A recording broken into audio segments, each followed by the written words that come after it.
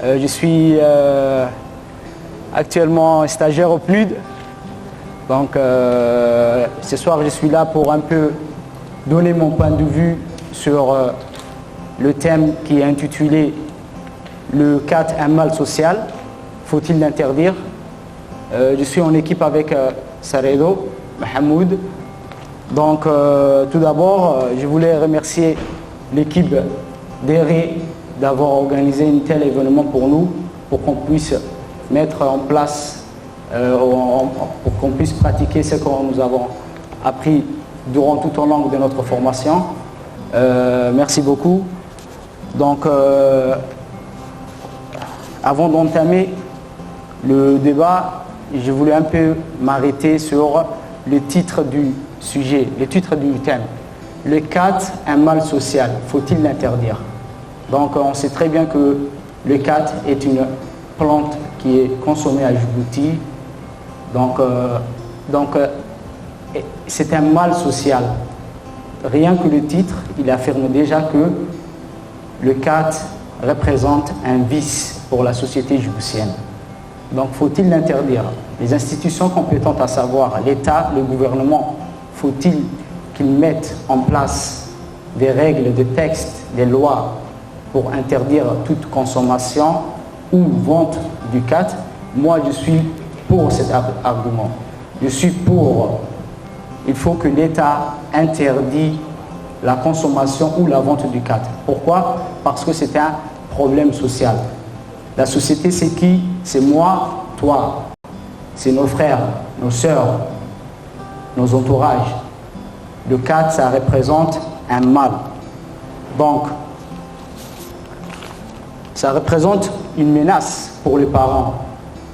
Il y a le jeune diplômé, récemment rentré, le chômage l'a bafoué, ils n'ont pas de revenus, ils apprennent à consommer du 4, mais ils n'ont pas de quoi s'acheter. Donc, ils se tournent vers les parents, ils les menacent. Il y a des parents qui sont contraintes de violence. Donc, les enfants, il y a un cas précis, c'était avant-hier, une maman a mis en prison son fils. Pourquoi? Parce qu'il l'a menacé toujours à lui donner de l'argent pour qu'il s'achète du 4 et à consommer du 4. La mère, elle en avait marre et elle a interpellé la police pour qu'on lui mette dans les prisons. Imaginez le sentiment d'une maman qui a mis son fils en prison. Donc, c'est un cas concret que le 4 représente une menace pour la société. Il détruit des foyers.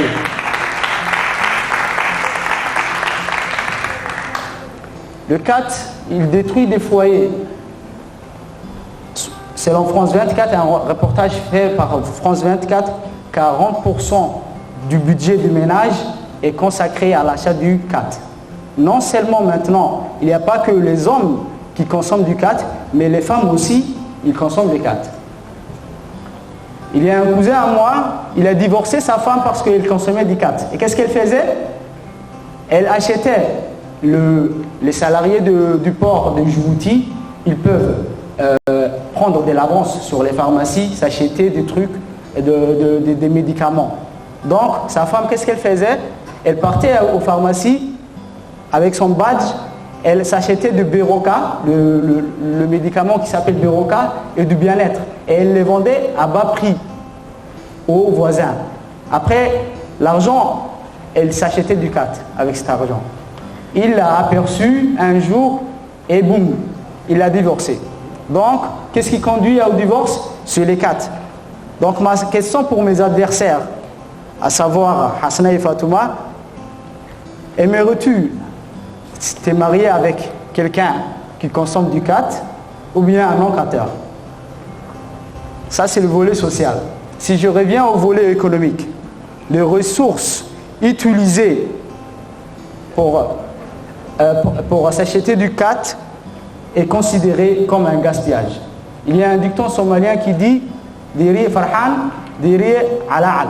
Pourquoi il y a le regret? Pourquoi il y a le regret une fois terminée cette dose? Pourquoi il y a le regret? Parce que l'acteur qui a consommé cette plante, il se rend compte qu'il a gaspillé de l'argent. Il a gaspillé de l'argent. Donc, ces ressources pourraient être utilisées à des fins plus rentables, à savoir investir sur des startups. Maintenant, on sait qu'en moyenne, les consommateurs du CAT, par jour, ils investissent 2000 francs. Par mois, ça serait 60 000 francs. Et par année, ça serait combien, vous le savez? Ça serait 720 000 francs. Imaginez 2 ans qu'ils consomment du CAT. C'est 1 440 000 francs. 1 440 000 francs, il y en a de jeunes investisseurs qui sont là aujourd'hui, qui sont en besoin, qui sont en manque, en besoin de financement. Donc, ça pourrait aider ces jeunes à construire leur start-up. Ou bien, dans un autre volet, le temps que le Djiboutien voue à la consommation ou à la mastification du CAT dans les autres pays, c'est consacré dans les tâches de productivité. Imaginez, il y a